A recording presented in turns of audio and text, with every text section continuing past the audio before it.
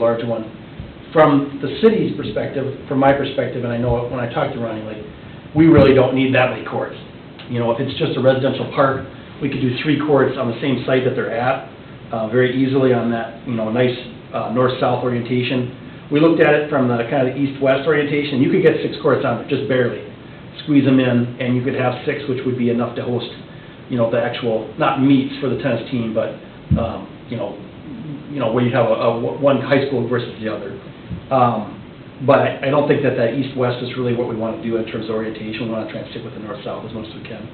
So I just want to, you know, throw it into your guys' lap, kind of to think about, to talk about a little bit. You know, we don't need any action on today, but we just want it to be, it's one of those issues where, you know, the park board deals with things that are coming down the road in the long term. You know, and we're making some progress on some things.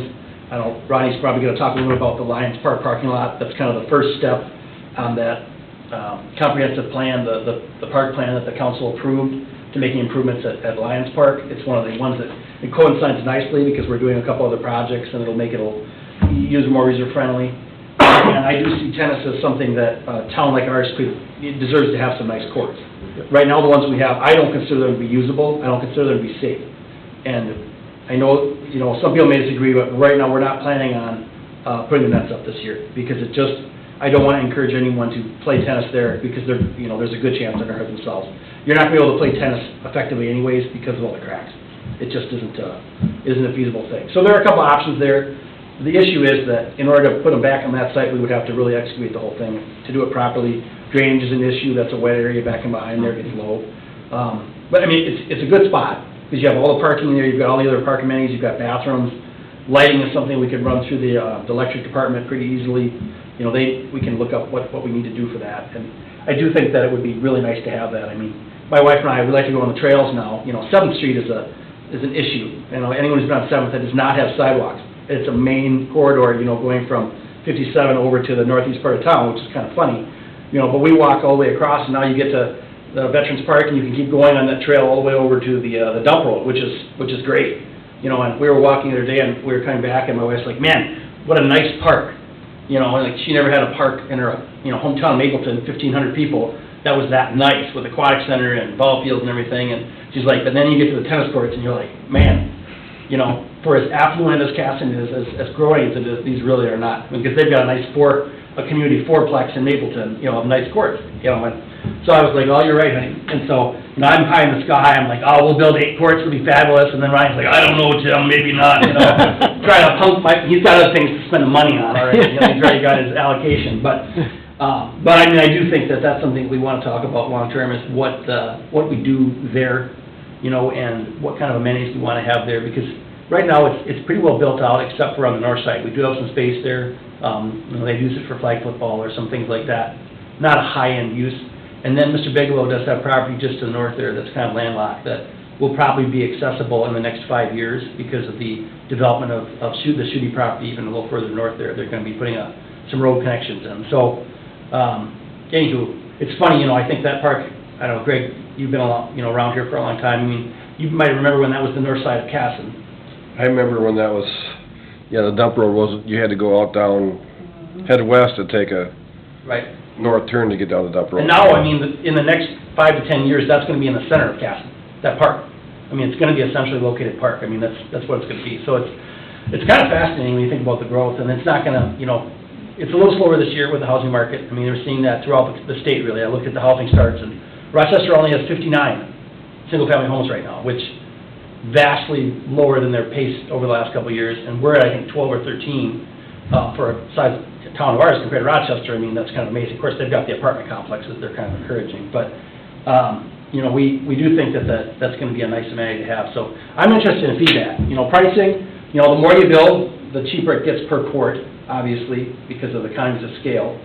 But, you know, $250,000, $300,000 per court, that's not counting lighting and some of the other things we probably have to do with excavation and draining. That's just something to kind of keep in the back of your mind, is when you're looking at price tag. Because I don't want to go low. All of our engineering estimates have been low over the last, you know, 6 months just because of the inflation cost of, bituminous is up monumentally compared to 2 years ago. So, what do you guys think? Any direction for me right now? I mean, I kind of worked out a little plan. The idea maybe was to do some community courts for ourselves and let the school worry about themselves. and, I mean, I do want to work with Mark. Part of the reason is if we can work with them, because they have levy dollars that they levy each year that go towards facilities like this. However, at the same time, I don't necessarily want to have to fight with the school every time we want to do something at a court. I mean, that doesn't make sense to me. So I don't know, I'd like to work with them, but I also don't know if that's the most economic for us. Is 6 courts the minimum for team play? Yeah, I think 6 would be the minimum, pretty much. I mean, you might be able to get away with 5. I know there are places that host with 5, but 6 is probably more effective, I think. Could you build 4, then add on 2 later, or? No, I mean, I guess it depends on the site you're looking at. I mean, that site we're at, I think it's gonna be tight enough that you're gonna wanna build them all at once, because you need to have that pad down. The problem that Ryan's running into is, he wants to expand his park building too. And when they built that park building, it was put in a spot, it was probably a higher spot, that's why they put it where they did. It really wasn't ideal from use of the land, because you've got the park building right there, you've got a tennis court squeezed on this side, and you've got this big grassy area to the east, where, if it would have been me, I would have been like, oh, let's slide that building over a little bit further, we'll have a little bit more space on this side, but you don't have that, so. We used to have swing sets over there. Yeah, we had a swing set and a playground modular, and then when all of a sudden, I don't know what all happened, but then over to the east of what Tim was saying of the building, that got to be like a swamp. We bury our lawnmower in there all the time when it rains, so that would have to be tiled out if we expanded a couple, if you, down the road, expand a couple, stalls, whatever, onto that park building, it'd definitely have to go to the east. It couldn't go to the west for sure, but what we're talking about, what me and Tim were saying, at least 3 courts, and what we would do is that the basketball court there at North Park is in desperate need to be resurfaced anyway. So we took out the horseshoe pits, if everybody recalls that, and we would like to move the basketball court over to that area by the volleyball court, put in a pad or whatever, and then that'll free up some more space for the 3 tennis courts to fit in there north-south. Could you multi-purpose, if you did 3 courts, could one of them be functional as a basketball court as well? Oh yeah, we could put a hoop up Just for someplace. cost, if you could. Yeah, I mean, I guess my plan would be to make the multi-purpose court, so basketball and pickleball. The Yes. goal would be to have pickleball, so you could have, say you do 3 full-size tennis courts, you'd have pickleball on both sides. You could have 6 pickleball, or you could have lines painted to make that into it. You just use different color lines, Yeah. For cost purposes and use. I played tennis when I was a kid on those courts. I think they're a need for that park. It's a great spot for them. It's just the cost is quite high at $250,000 to $300,000 a court. You're looking at $1 million for 3, correct, roughly? Yeah, I mean, I would hope it'd be lower than that. It should be lower than that, but I just, like I said, with the cost blow up that I've seen this year, I mean, you should be able to get 8 courts for $1.2 million. But it's all economies of scale too. Yeah. And if there's deployment costs that, yeah. But I can definitely hear what you're saying about maybe, that might be a possibility, Ronnie. If we purpose one of those as basketball, we could build a separate basketball court later. Because I think I can see what you're saying there with, okay, we're gonna build a new basketball court here, and then we're gonna build this again, where you wouldn't have constant need for 3 tennis courts either, so. We have that separate basketball court with the Raymond court at the Lions Park. We've got the pickleball there. So multi-purpose of the current court might be beneficial in that area. You're still gonna have more courts just because of the other one at Lions Park. I personally, as a parent, wonder why the school keeps asking for money for donations for playgrounds, but now they want to chip in for a tennis court, pay for your playgrounds. I'm going to be honest. Raise $40,000 out of taxpayer money. We're all giving money for this, for a playground. Why aren't they paying for that? Why aren't they chipping in more of that? If they have to fundraise for a playground that 800 kids use every day, is a tennis court their best option for what they're spending their money on? So I'm a little wary of jumping into that. Yeah, and that's a concern I have too, is I know Mark said that they could use some of those levy dollars they have for maintenance, on resurfacing a court or something like that, but I know that probably would not be a top priority, especially if it's not on school property. It would always be kind of It doesn't align with their campus feel. Right. And so who ends up having to take care of it? Is that city or is that the school district? And where the updating dollars when there are cracks or there needs to be repairs? Who gets that gets to be a little sticky over time. And so, for me, I'd rather see the city focus on the courts we have currently, and the school can worry about their programs when they have them. If they already had a tennis team, I would say it's a bigger priority to me. Like, I know that I think they could easily support it. I mean, school I was, Blue Earth area, which is the previous community I was in, they have 29 boys out for tennis this year. They've had a terrible program, which just means it's really easy to get a letter as a tennis player. So now and their football team has gotten a lot worse, so the boys were like, well, what team can we join that we can win in? And now and they've been in state tournaments for the girls for years, but partly because they've got indoor courts there too at their campus. But I think our school could support it. It's just a matter of, there'd be a lot of things that would have to happen for that people would have to allocate more time. I don't know where the kids that play tennis at the high school go right now. They go to Byron, I suppose, yeah. Because they do it's intramural type. Okay. Not an actual team, because they're not state accredited, but it's like an intramural Okay. activity. Club. Yeah, and it's hard in this area because Lourdes dominates so much that you're never going to beat them, and you don't want to be in their section because they've got a really good tennis program. But I'd rather build it here, and then we can, if we had to, rent it out to them. yeah. Then you're seeing money come back in. Well, and I wouldn't even do we even need to rent it out to them? To me, it'd be nice if they would help pay for some of the equipment, like nets and things like that. But if they would use it, I think it would be great. I'd love to see them use it. It's not going to show issues right away. The kids running around on the court is, you see some wear on the line, but it's not going to crack because more people are using it. So yeah. But I feel they would dominate it. They would take it over. Oh, we have a tennis meet tonight. So the public can't Certain use it. seasons would be more dominated by the school. I agree. I think for me, playing outdoor tennis, it's mostly in the summertime, for me anyways, as a resident. I'm going to go out, I'm going to play tennis on Saturday night with my spouse or my kid or whatever, and they don't have a team right now. So Yeah. that it isn't actually an issue. At some point in the future, we're talking about hypothetical where if they were 5 years from now to say, hey, yeah, can we do it? My encouragement would be that they probably would end up building their own courts anyways, because they're going to want to host meets. They're going to want to have 8 courts out there, and they have space. They've got space, behind the school, Camp Casson, they've got space they could put courts in without too many issues. They're going to own all that property to the north of the Z too, so, there's plenty of space, so. I know when back our tennis courts were in good shape, so-called, of course, I've been here for a while, I've seen some decent sized good courts, but the school district actually had classes come up and take tennis classes. And they had, certain people were involved into it, and I know Ryan said he probably was probably in one of the classes that was doing it.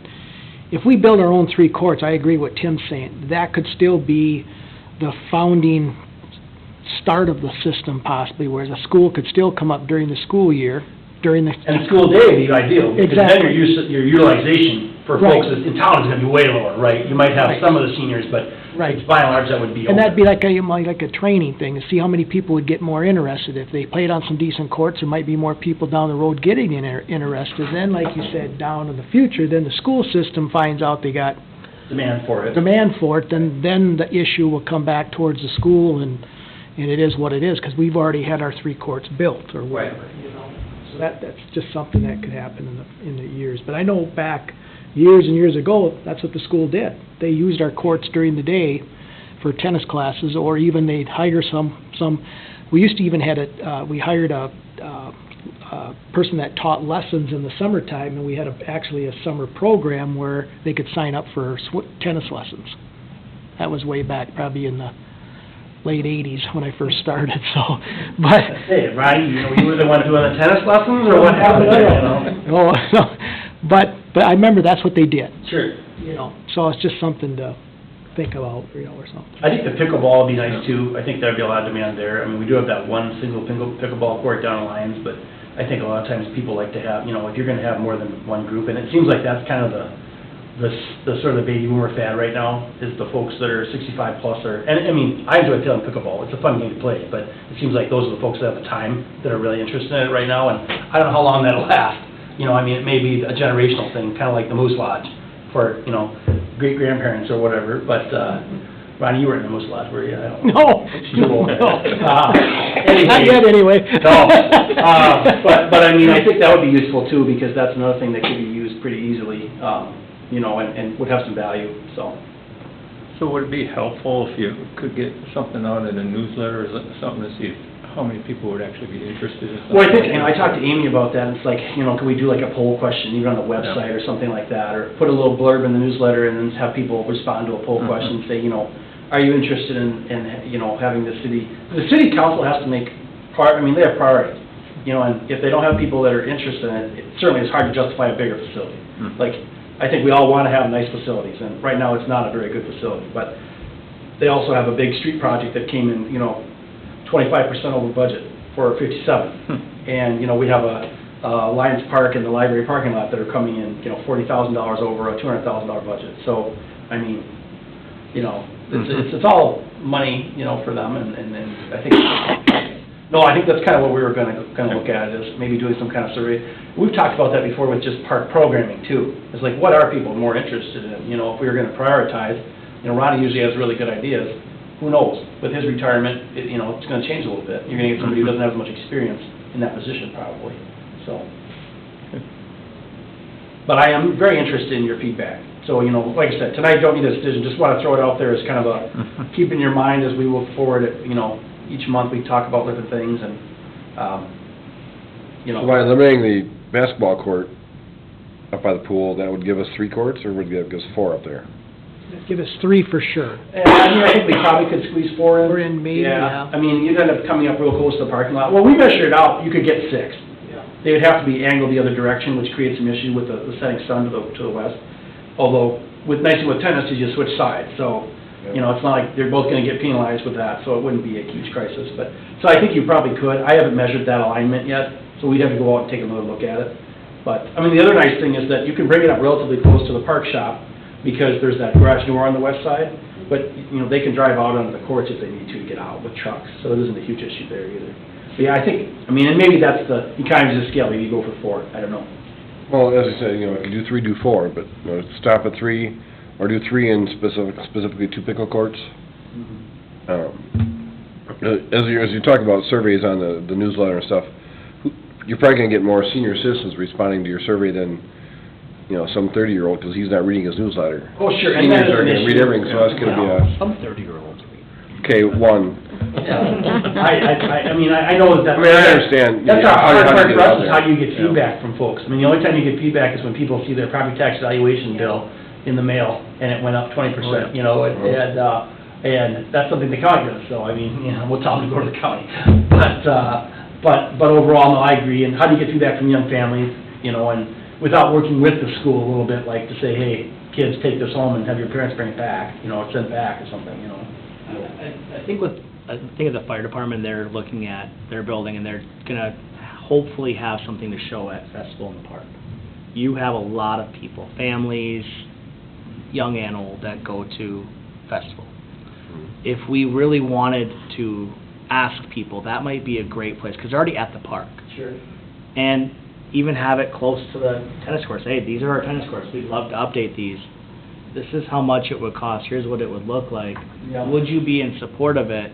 Because then you're getting more people, and you're showing them, this is what we have.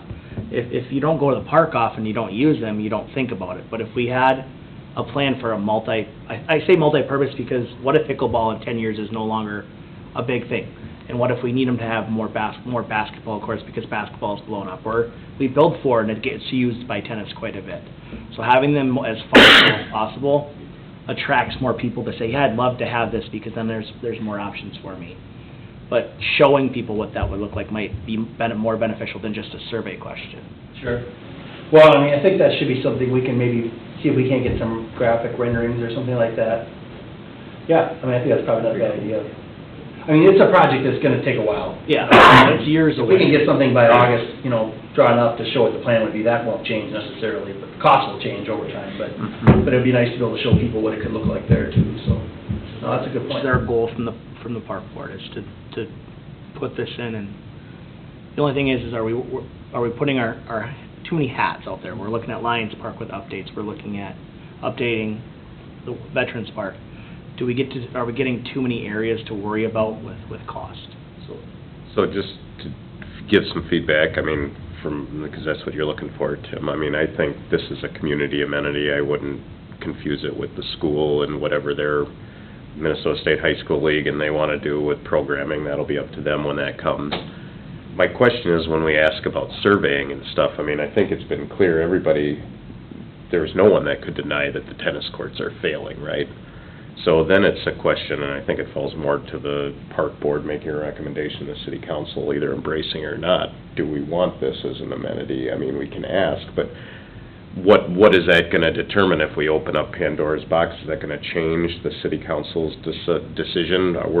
We heard it wasn't there, so we're gonna go and reconstruct some streets instead of build the tennis courts. That's what I'm worrying about a little bit, where, you know, you're gonna get things all over the board versus just simply saying, yeah, we need to replace the tennis courts, and, because that's just a community amenity that we should have, yeah. That's just my reaction is I don't know of too many communities the size of Casson that wouldn't at least have a couple, if not 3 or 4 playable courts in their community, I think, so.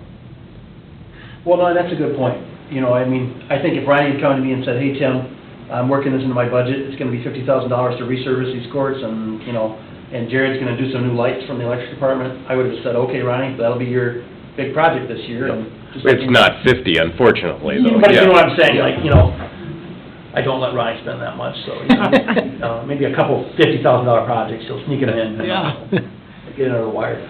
But that's what's so hard to do, you know, and I'm not just, but you got limited funds, we all know that, it's Right. just the way it is, you know, and then you have a bigger project like that, no matter if it's a basketball court, or, you know, a ball field, or even a big fencing project anymore. I mean, it's expensive, you know, and it's so hard, you know. Well, that's why I just wonder if you talk about surveying people, then does that lead to the larger thing of talking about a community survey, that you're talking about parks and recreation amenities, you're talking about street projects, you're talking about prioritizing all sorts of things like fire stations and whatever else, so. If the money was in the budget, we wouldn't have to even think about asking. But when it gets to be that big of a number, now you're having to go to the city and say, council, this is what we'd like to do, we're gonna have to find the money. Where do you input that when you only have a certain amount of taxable income that you can take from people? And how do you justify spending $1 million on a tennis court when there might be a road that needs to be fixed that more people might be driving on than playing? And then if you do build it without discussing it enough, then people come back and say, well, why did we need that? Oh, understood. So it's hard both ways, because you want things like that in your community, because it brings people in. Putting a new tennis court might add a couple new people in town, because we have amenities, we have a nice pool, we have great parks. But as soon as you build that without everyone, not everyone, but the majority of people being on board, that's when you hear it on the council end of, well, was that really necessary? Needs versus wants, what is my money going towards? And that's the hard thing from the council's perspective, at least when I sit on that chair, is you can't make everyone happy, but at the same time, you have to justify spending that money.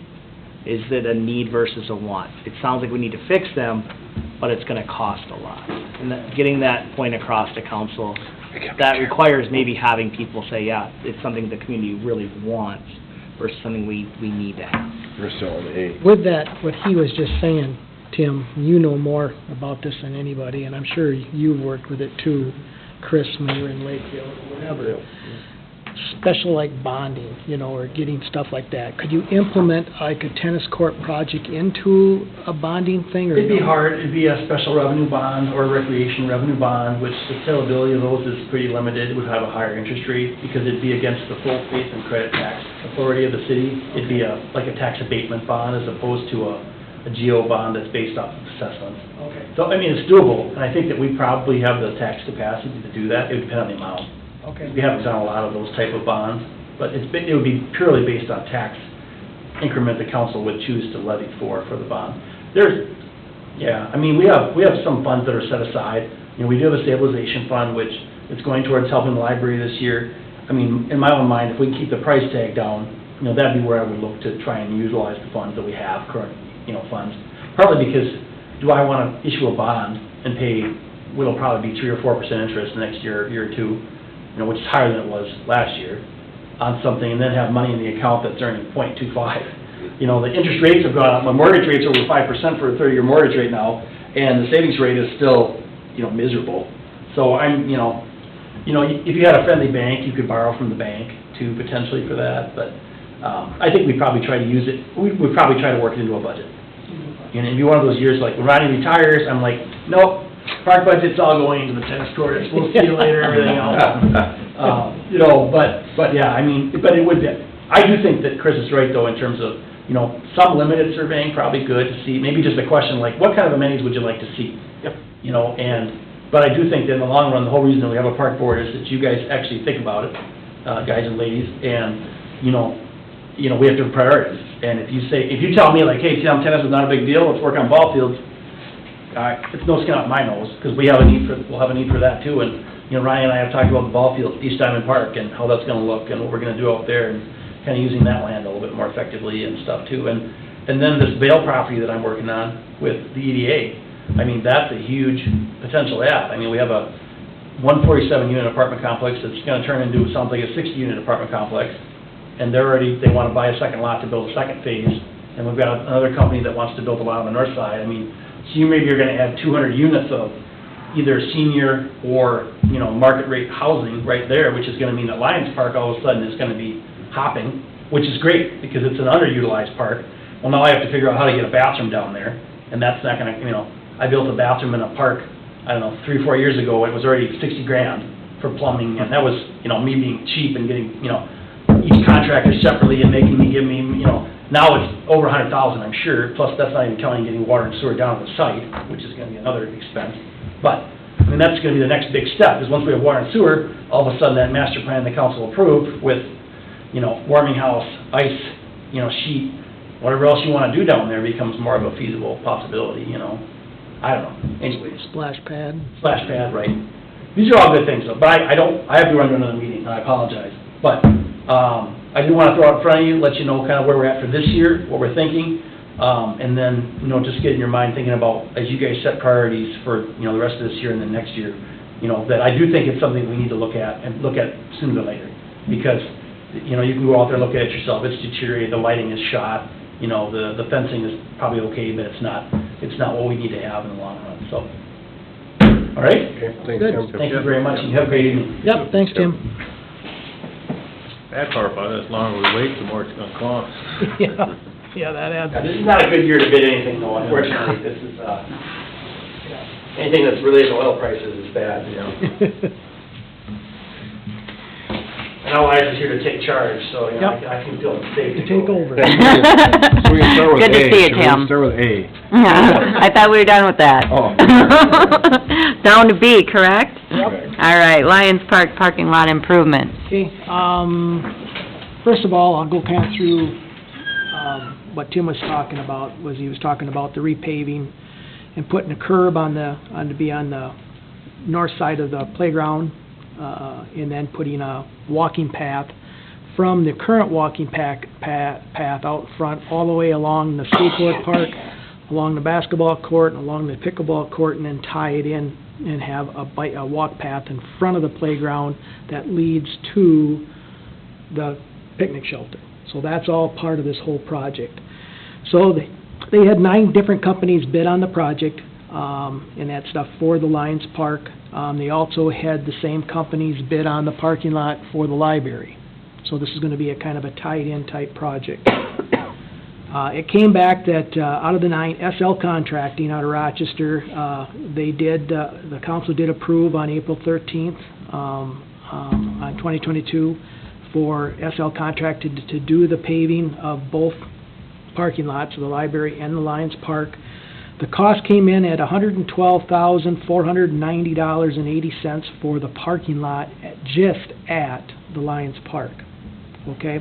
So that's what it's gonna cost the city for this year to do. SL Contracting was told by our engineer Brandon from WHKS not to start the project till after May 22nd. The reason why is because Raymonds are having their dedication to their son in the basketball court and all that, and they're going to have a big thing going on down there, food and beanbag tosses and basketball stuff, and all that stuff's going to happen on the 22nd of May down there. So the companies know they can't really start any of the work until after that.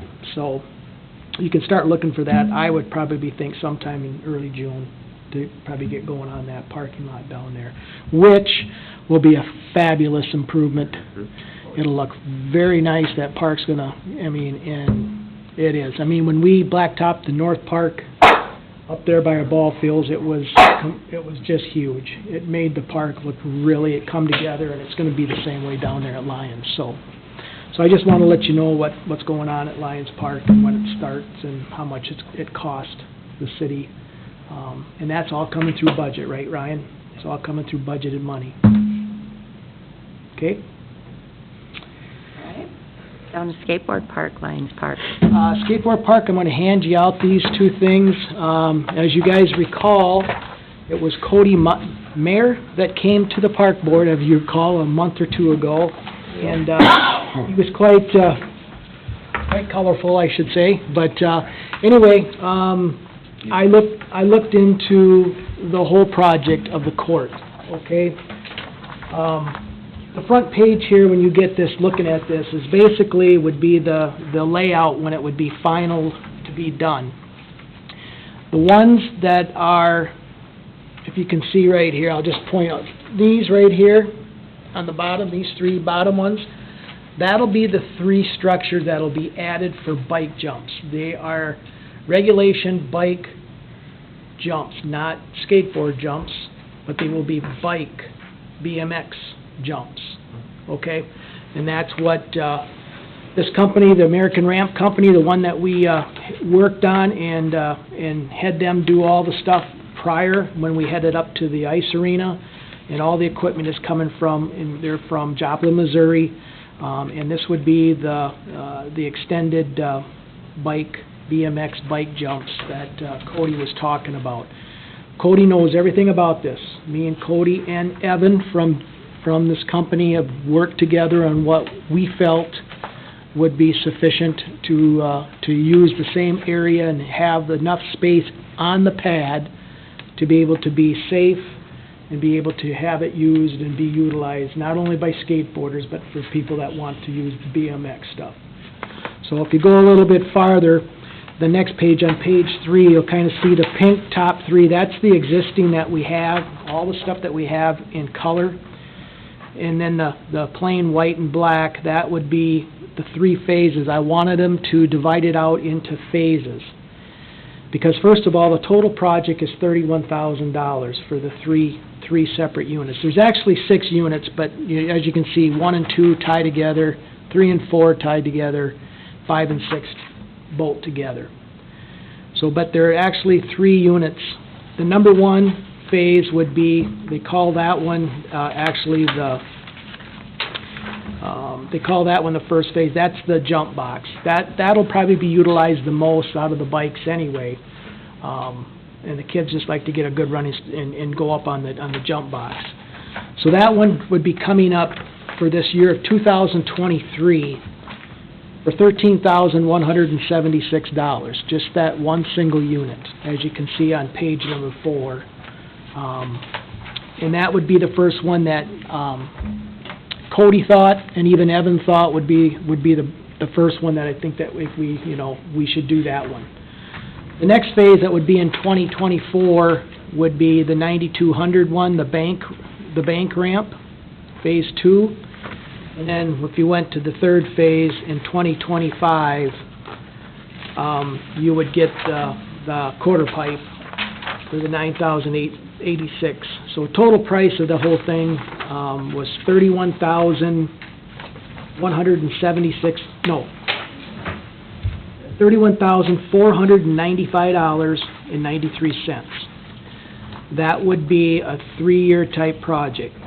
Now, if you guys wanted to know what we spent when we first put the ramp in, I went back and looked at it, and we spent around $35,000 for the equipment that we have right now, not including the bike or the cement pad. When we put the cement pad in originally at the ice arena, it was around $65,000 to build that 6-inch, 100 by 65 foot pad. Okay, when we decided The park board at that time, we decided that we were gonna move the bike path, and the ice arena was kinda got put together with the county and the city. They decided to wanna build an outdoor rink.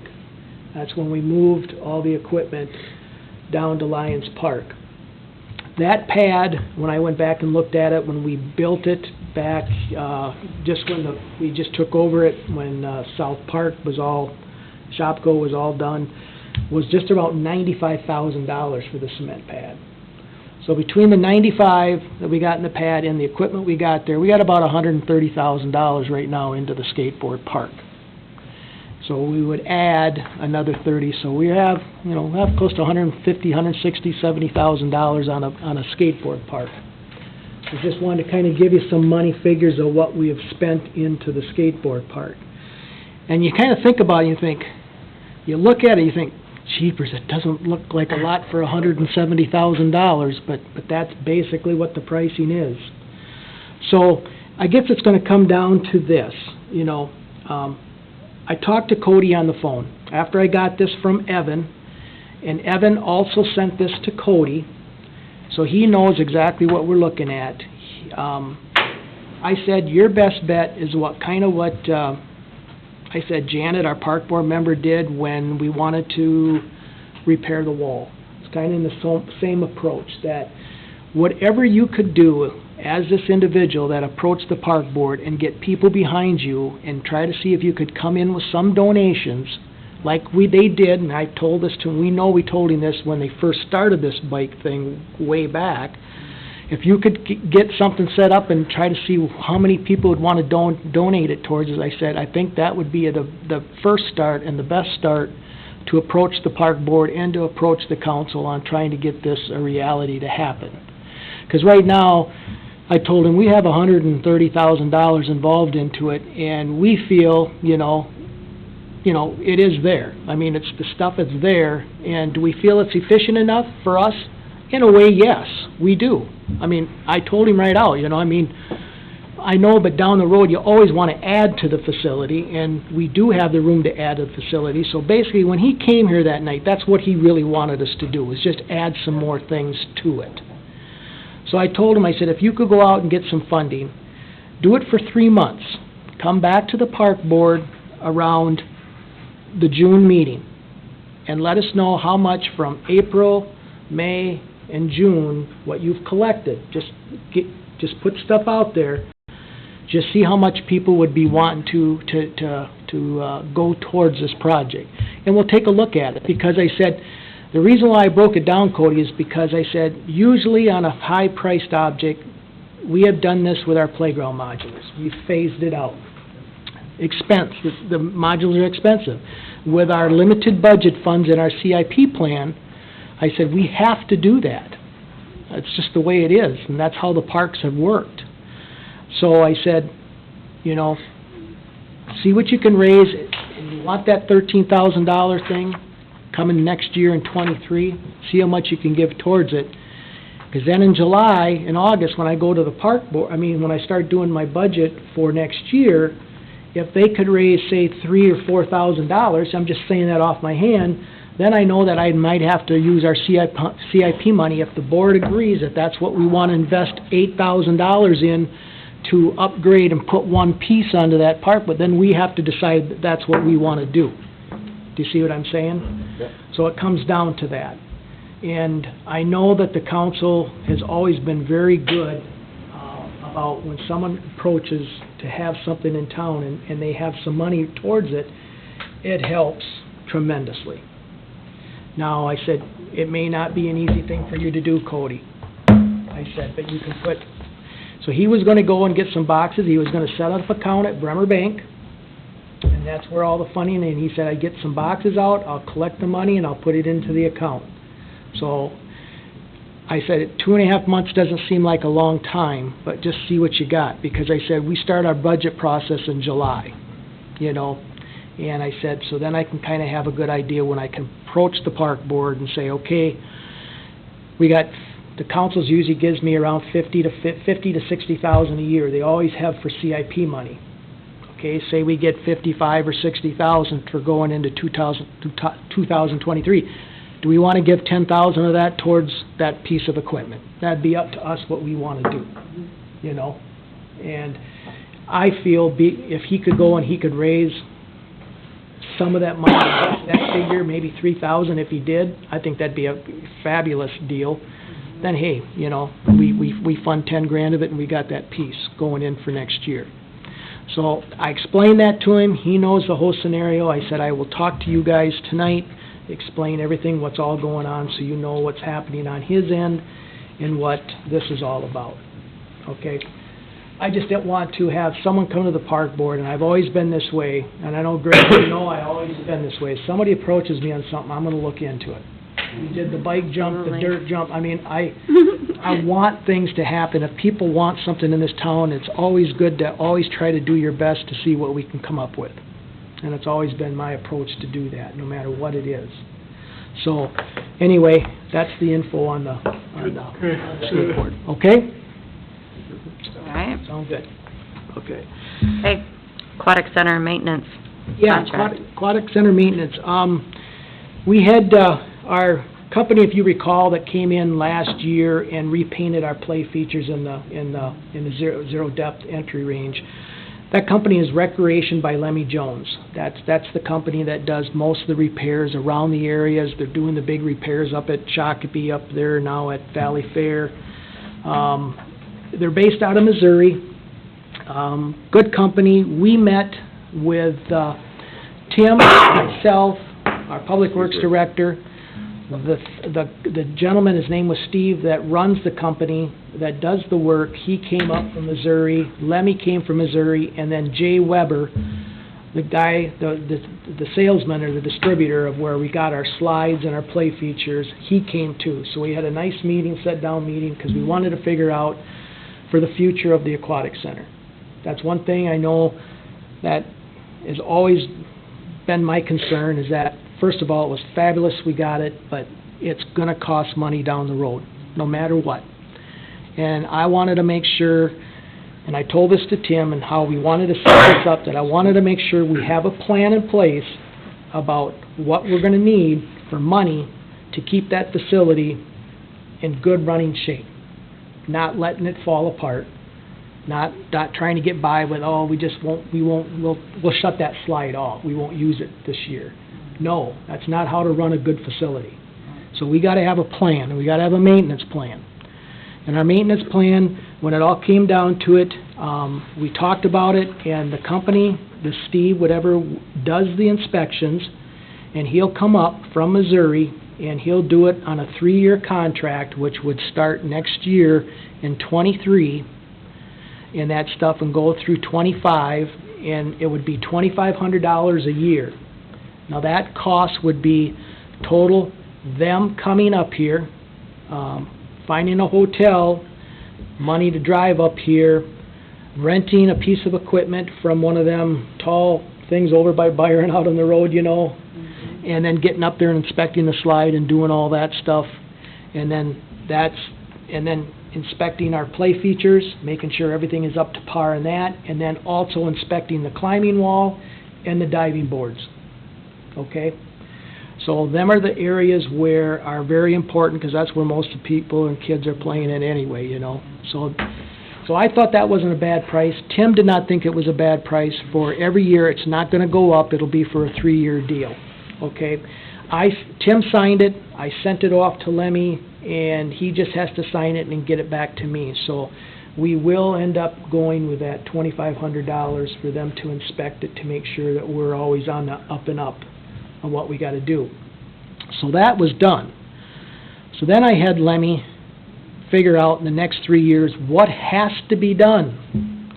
Okay, so really when it all comes down to it, the slides were just done last fall. Okay, so I mean, I'm talking re-gel coated, rebuffed. We should be in pretty good shape for as far as the ride going down the slide, with not having any protrusions or any people could get cut or anything like that, because it's fiberglass. I think we're in pretty good shape. And Lemmy thought for at least a good 5 years or longer, 5 to 7, if the lifeguards wax it every month. Them slides got to be waxed, hand waxed with paste once a month. Okay? Because that chlorine in that water, the more you run down it, it wears that gel coat off and it gets weaker and weaker and weaker and pretty much it rubs itself right off. You keep it wax, the swimsuits slide down easier and it's a lot easier, okay? So that's the reason why that has to be done. So I did talk to Abby about that, and we're gonna come up with a plan for the lifeguards to do that. And with our times off here or there, you know, and this year kind of redoing our hours, I said, I think we're gonna have no problem being able to do that. So he gave me a price on that, and then he gave me a price on painting the outside, the yellow and the blue. Just to paint the yellow and blue and take all the bolts off.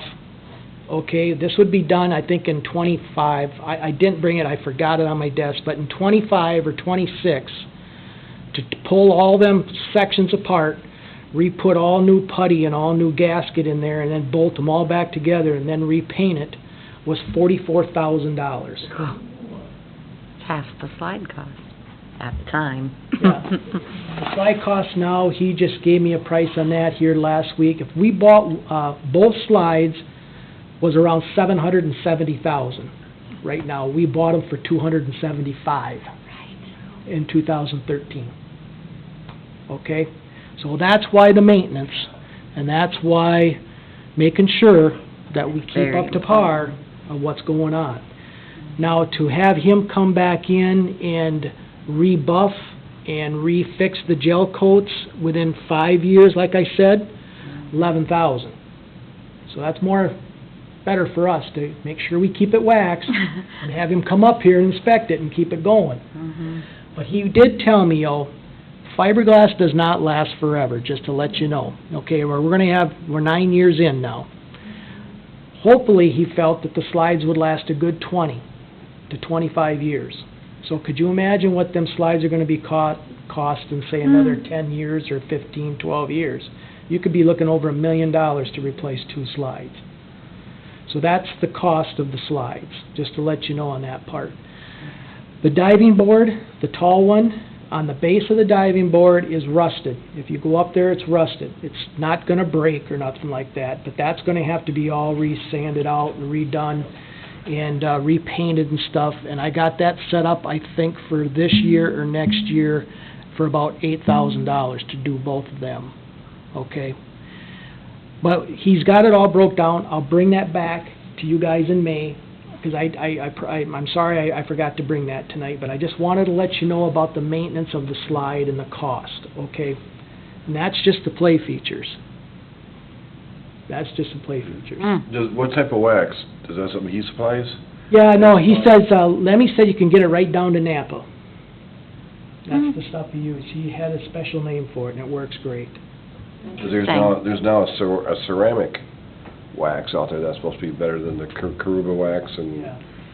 He gave me the name, I can't remember it, but I know that he said that they use it all the time and it works real well. What's really tough, is for all them facilities like down in Texas, where the sun and the UV, we're lucky we're in Minnesota.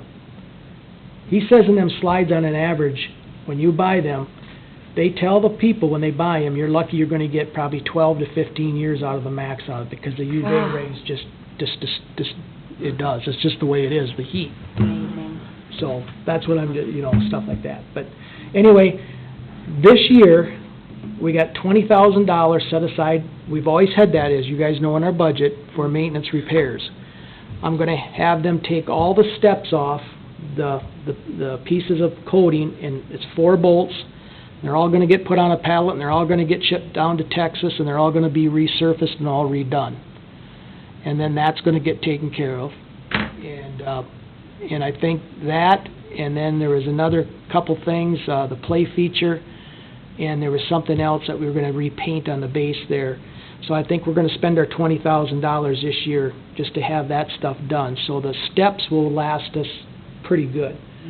And then they're going to get underneath the platform of the top. That's another thing that they're going to do this fall, is underneath the platform where all the water, and it's all, it's starting to rust on the bottom underneath there. They're going to re-sand all that, and then they're going to re-coat it and prime it and then repaint it all.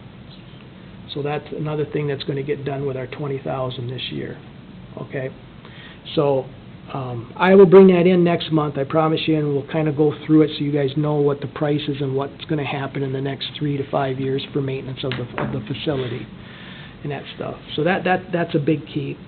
And then, next year, we have to, put in a budget for a new double slide. That double slide is on its, last leg, to be honest with you. The fiberglass is starting to, the gel coat is starting to crack more on it, and I talked to Lemmy, I said, how much would it cost for you guys to come up and fix this and re-gel coat it and redo the whole thing? He says, Ronnie says it would cost probably almost a little less than a brand new one, not very much difference. So I said, okay, could you get me pricing on a new one? He says, yep, I'll send that to you sometime by the end of this year. So he'll have that to us so what we know, what we gotta put in for a new double slide for the little kids, you know, in that area. And by the way, the winds, December, that storm in December, it took our double slide and it busted the PVC pipe underneath it that feeds the water into it and pushed that heavy, there's 4 of us can't even lift that thing, guys. Can't even lift it, and shoved it all the way up into one of our, into the mushroom on the play features. That's how bad that wind was that day. It broke the PVC pipe and pushed the whole thing down into the 0 depth. So yeah, so that was, I couldn't believe that, but it did do that. So Corey found a nice fitting also, I don't think we have to go in there and chip that out. I think he got a nice fitting, a PVC fitting that'll fit down in there, and we should be okay, and we'll have water still coming in, up in there, but anyway, yeah, that's what happened to the slide, if you see it out of place yet, so.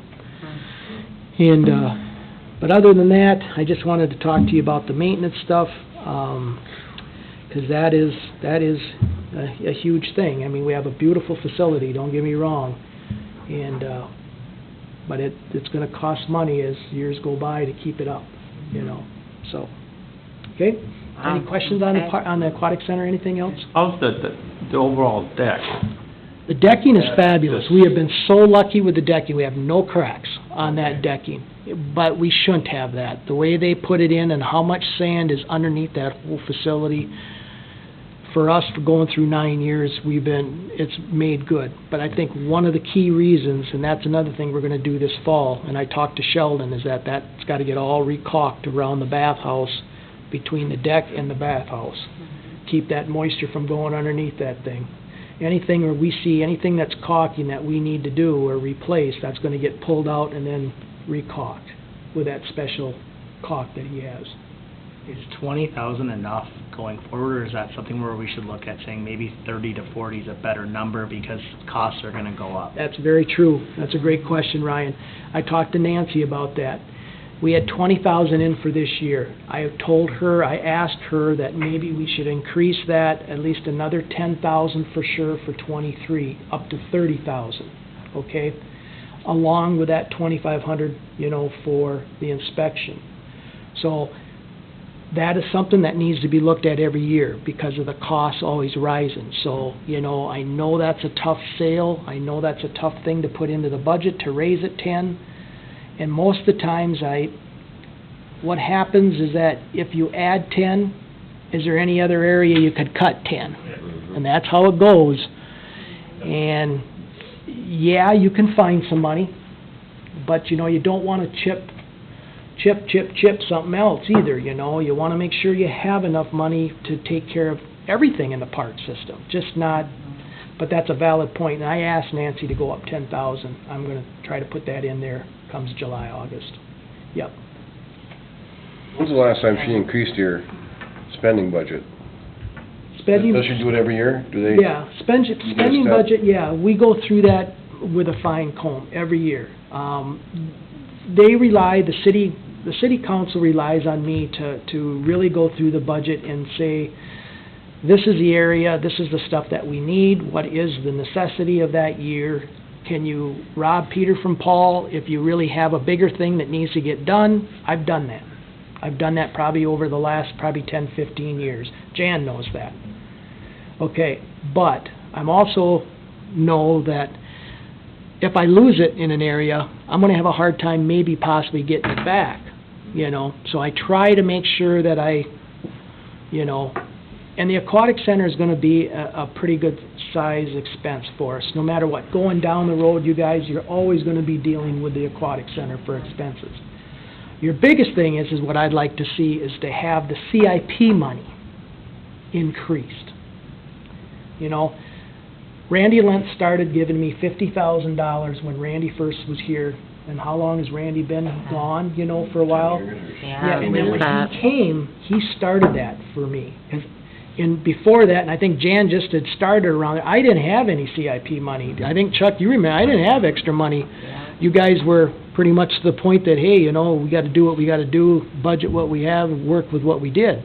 And Randy actually come to the council and said, hey, I think we need to do something here with the CIP money for the, you know, the street's got so much money put aside every year, the park's gonna have to have some type of money put aside too, because they gotta replace things, they gotta move forward and do things.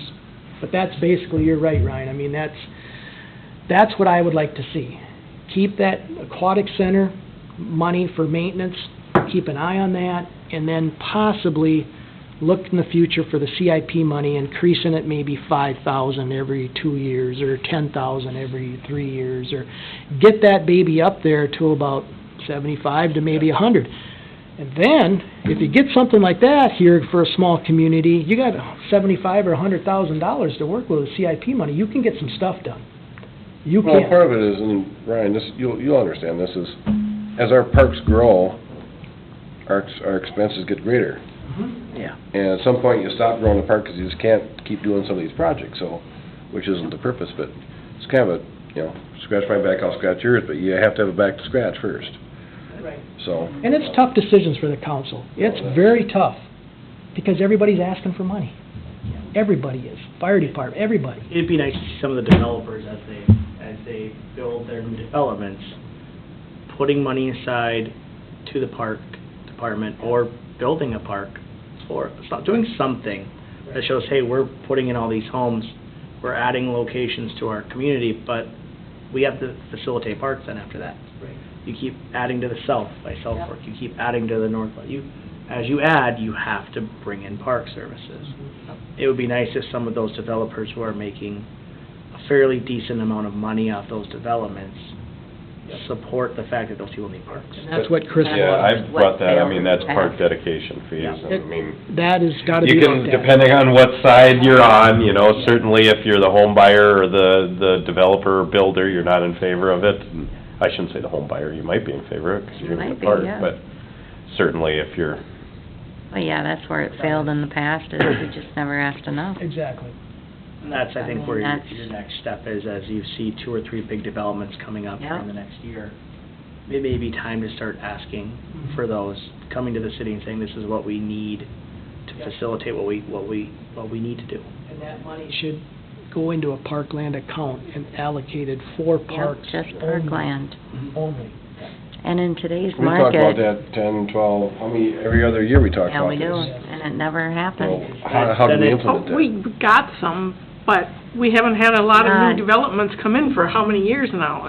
So now it's the time we gotta start recapturing. But it wasn't a lot. But it wasn't a lot, it was like 50 bucks No, or it wasn't, something. but It was- Tim worked at very getting that little. moved up again, so I don't know where, It's something to talk about, and it's something that can Yeah. bring to council. That would be good if we because can bring it Yeah. up, so. yeah. It's needed, It is, and it's there. then it doesn't come out of city budget. Right. Correct. And then it's a Correct. weight off the council's shoulders saying, okay, now we have to approve this, do we have where's the money coming from, do we have enough? It alleviates some of that pressure, Correct. and so it's something we should talk about. And, you know, the buyers now are, they'll take whatever. They're not And- frugal with their money. No, they're not, They're chucking and it out there. I know it costs more to Overbid do to- city water and sewer, and buyers are taking on that. So, yeah. Builder and the buyer, it's gotta be worked out. Any Okay, other questions on the aquatic center, anything? Okay. all right, down to old business, adult softball league. I had 8 teams and I had a team drop out here today, so now I got 7 teams, but, we are still gonna have the league. We'll play 3 nights, 3 nights, 3 hours, 6:30, 7:30, 8:30. There'll be 3 games. Entry fees are due this Friday, and no teams yet, as I asked Jan today, have paid, so I will send them a little email or a little text tomorrow. Make sure you get your money in. It's $300 to the city and $175 to Festival in the Park. I have to say one thing, that our dedicated umpire, Kevin Bolton, like him or not like him over the years, he's not going to be able to umpire our league this year. He's done it for over 20 years, every year. He's the umpire-in-chief of Southeast Minnesota. He lines up all the umpires, a lot of them, for all the leagues. He had a really bad 2 bouts with COVID. He got into some severe health issues from it. He hasn't worked since December 16th. And he just is still, he has applied for Social Security benefits, and he hasn't heard back from them yet. And he's not in a good place right now, but he said he would definitely try to find somebody for me to replace him this season. So I thanked him for all the years and all the things that he's done for me over the years, and I said the park board, the city council, and myself have appreciated everything what you've done for the softball program, and I wanted to make sure I told him that, you know, so, but I kind of felt bad for him this morning when I talked to him, but, bad deal. Yeah. But, yeah, softball starts on, did I say May 5th? Okay. All right. Park Board member applicants. Got Yes. 2 of them. Yes, we did. We received 2 applications as of today for the vacant board position. I will bring this back up next month to put someone or assign someone to the board. Jan, did you send them out to everybody? Yeah. Okay, yep, and that stuff. So there's 2. You guys take a look at it, and, you know, we can discuss it, whatever, you know, next month. And we can decide, you know, a recommendation back to the city council of who we feel that we might put on the board, and we'll go from there. Does that sound okay? Yep, sounds like a plan. I think, is it John Knutson and Jerry Bird? Right. Yep. Okay, All right. so I just want to touch on that. Okay, Boulevard Tree Program. Yep, March 31st was the last day for the residents to order trees here around town on the boulevards. Great project, great program. I hope we can still keep doing this as years to come. I hope, because I think the citizens really enjoy that, especially the people who have new homes and new subdivisions and stuff. But I finished the inspections I did here as of yesterday, and we are going to be planting 36 new trees this year, 23 different residence homes. We only lost 1 tree from last year's planting, so that's a good thing. It was a northern red oak, so I'll get that replaced on the 1-year replacement. I expect the tree house, our contractor, to begin usually he said probably around the mid-May, 3rd week in May. You know, with these temperatures the way they've been, it's just been terrible, you know, so we need to have that ground get a little warmer, but anyway, I'll call in the order of the new trees tomorrow and send all the info into him, and then a week before we plant, I'll go out, do the locates, put the flags in, and it'll be another good year of planting trees in the city, so, okay? All right. I see we have a reminder about the Arbor Day Observance. It's April 29th at 10 a.m. Yep, everyone is invited. Memorial Park. Yep, actually, yeah, we're gonna plant in that little island right behind, I think I mentioned this last month, right behind the Aquatic Center. I did contact the Lions, I talked to Bob Moline and that stuff, and was Mr. Hanson, the one that runs the newspaper, is he on the Lions? Mr. Hanson. Or what's his name? What's his From the name? DCI? Yeah, the DCI. Yeah, Who's the editor? he's the main editor, but I don't know his first name, but yeah. He sure sounded like he was on the council. He said he was, Isn't he said you guys meet Thursday, right? I'm not on, I haven't been a member for a couple of years. Oh, you haven't no more, okay. I think he said that they meet, well, Bob Moline said they meet this Thursday, and he'll bring it up, and then they'll be here to help plant the trees. I got a hold of Renee at the DCI, she'll be up and take pictures, because that is, remember, part of our Tree City USA deal. And, but it's at 10 o'clock next Friday, and it'll be right behind the Aquatic Center if you can make it, and we're gonna plant a couple royal red maples. We had 2 royal red maples there. One got blew down here about 4 years ago. We eliminated it, and now this other one that's there, it's got a crack all the way down the middle. I didn't want to take it down this winter. I'd like to at least have a tree there. It would look bare. And it's not going to be a danger to anybody. It's not going to fall down on somebody, but that's going to have to be eliminated, and we'll plant 2 new ones there and get them to grow up there. So just to let you know, that's where it will be. Okay? Okay. All right, correspondence, does anybody have anything? I got one more thing just to let you guys know. You know, we are part of the cemetery here too, you know. The city council did pass a new fence that goes up alongside the trailer court and the cemetery. American Fence Company out of Rochester got the bid. It was around $36,000. They got a 768 feet long fence. It's gonna be 6 foot high, be about 8 inches off the ground. We wanted to have stuff be able to blow through, or snow or whatever, so it don't, whatever. But they got the post in, they got the top bar in. I think they're gonna be getting the black chain link rubber coated, just like at the black fence up at the Aquatic Center. That'll be all put on sometime this week or early next week, and our fence will be done out there. So it's a nice project to be done and separated, so that's a good thing. Just to let you know about that. His name is Keith. 36,000, yep, it was 35,800 or something like that. That's installed and everything too. Keith Hansen. Keith Hansen, yep, okay. So other than that, I don't have anything else. Okay, anybody else? No? All right, so next meeting, I do not have a calendar. What would be, anybody? Okay, we will have a meeting next month, in May, for sure. Okay, But usually in June or July, we usually take one of them months off. I have it May 17th. May 17th, all right. Because once the pool opens up and all the projects are going, sometimes it's kind of lacked. We'd like to maybe have a meeting I'd say probably we may not have a meeting in June, probably in July to get ready for the festival, so everybody knows what's kind of going on before the festival happens. So I think probably in June we may not have one, in July we'll have one, just to kind of give you an idea, okay? Tim knows about it too, and me and him talked about it, so. Sounds good, yeah, I wouldn't be here in June anyway. So, okay? You wouldn't be here. So, yeah, All right. so then we'll be I'll be here. Okay. All right, do I have a motion to adjourn? I'll make the motion to adjourn. Second? I'll second. All in favor, say aye. Aye. Opposed? Meeting adjourned.